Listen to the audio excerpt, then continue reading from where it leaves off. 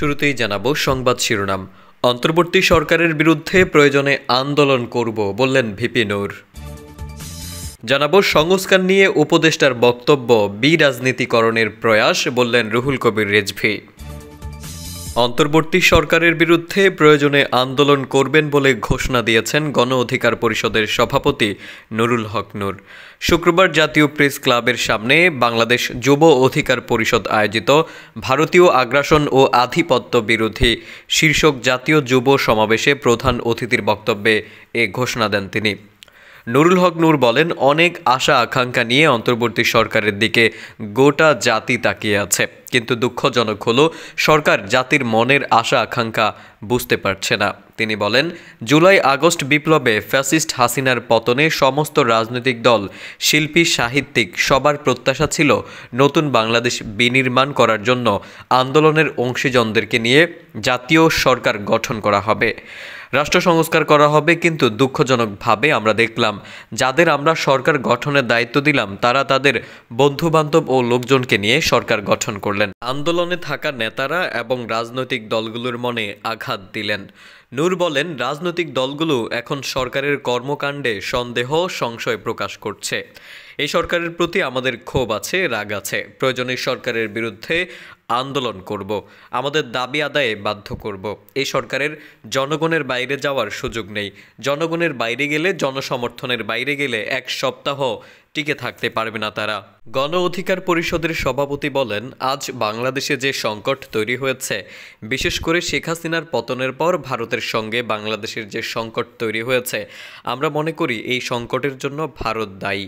সরকারের পক্ষ থেকে সুস্পষ্ট বার্তা ছিল এবং রাজনৈতিক দলগুলো বলছে ভারতের সঙ্গে বাংলাদেশের যে কূটনৈতিক সম্পর্ক সেটি স্বাভাবিকভাবেই চলবে। কিন্তু বাংলাদেশকে নিয়ে ভারতের গণমাধ্যম, তাদের আন্তর্জাতিক মানের নেতারা এবং নাগরিক সমাজ সংঘবদ্ধভাবে অপপ্রচার চালাচ্ছে। তারা বলছে বাংলাদেশে নাকি সংখ্যালঘুদের উপর নির্যাতন এবং নিপীড়ন চালানো হচ্ছে, যা একেবারেই ভিত্তিহীন এবং অসত্য।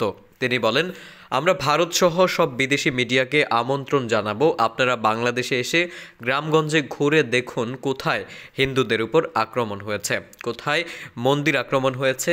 যে দুই একটি ঘটনা ঘটেছে সেগুলো রাজনৈতিকভাবে নয়, আওয়ামী লীগ হয়ে যারা হিন্দু কিংবা মুসলমানদের উপর নির্যাতন চালিয়েছে, জনরোষ ও জনক্ষোভে তাদের নামে মামলা হচ্ছে।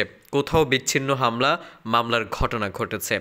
এটি কোনো সামগ্রিক ঘটনা নয়। কাজে আমরা ভারতের মিডিয়া সহ আন্তর্জাতিক গণমাধ্যমকে বলবো বিষয়টি সঠিকভাবে আপনারা তুলে ধরবেন। নূর বলেন, বাংলাদেশে আজ সমগ্র রাজনৈতিক দল দাবি জানিয়েছে বিগত 16 বছরে শেখ হাসিনার আমলে ভারতের সঙ্গে যেসব অন্যায্য ও দেশবিরোধী চুক্তি হয়েছে তা জনসম্মুখে প্রকাশ করা, একই সঙ্গে বাংলাদেশের মানুষের যে আকাঙ্ক্ষা সেটি ভারতকে জানিয়ে দেওয়া। ভারত যদি আমাদের সঙ্গে সুসম্পর্ক রাখতে চায়, বন্ধুত্ব করতে চায়, সেই সম্পর্ক হবে দু দেশের মানুষের স্বার্থ সংশ্লিষ্ট বিষয়ে। এরপর রাষ্ট্র সংস্কারের পাশাপাশি রাজনৈতিক দলগুলোর সংস্কার জরুরি উল্লেখ করে গণ অধিকার পরিষদের সভাপতি আরও বলেন, রাজনৈতিক দলগুলোর মধ্যে যদি গণতান্ত্রিক মূল্যবোধ এবং গণতান্ত্রিক জোট না থাকে তাহলে তাদের মধ্যে ক্ষমতার লোভ পেয়ে বসবে। কাজেই রাজনৈতিক দলগুলোর মধ্যেও গণতান্ত্রিক মূল্যবোধ প্রসারিত করতে হবে। রাজনৈতিক দলগুলো সংস্কার করার প্রয়োজন আছে। বিএনপির সিনিয়র যুগ্ম মহাসচিব অ্যাডভোকেট রুহুল কবির রিজভী বলেছেন, সংস্কার নিয়ে রাজনীতিবিদদের উদ্দেশ্যে একজন উপদেষ্টা গতকাল যে বক্তব্য দিয়েছেন তা বিরাজনীতিকরণের একটি প্রয়াস।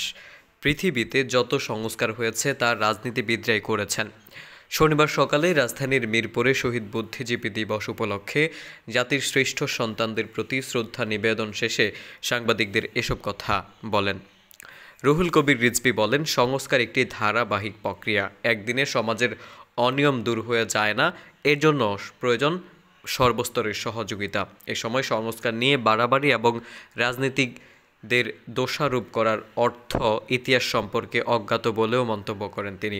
এর আগে শুক্রবার এক অনুষ্ঠানে অন্তর্বর্তী সরকারের বন ও পরিবেশ উপদেষ্টা সৈয়দা রিজওয়ানা হাসান সাংবাদিকদের প্রশ্নের জবাবে বলেন, যদি রাজনীতিবিদরাই সংস্কার করতে পারেন তাহলে গত 53 বছরে তারা কি করেছেন? রাজনীতিবিদদের ব্যর্থতার কারণেই আমাদের দায়িত্ব নিতে হয়েছে।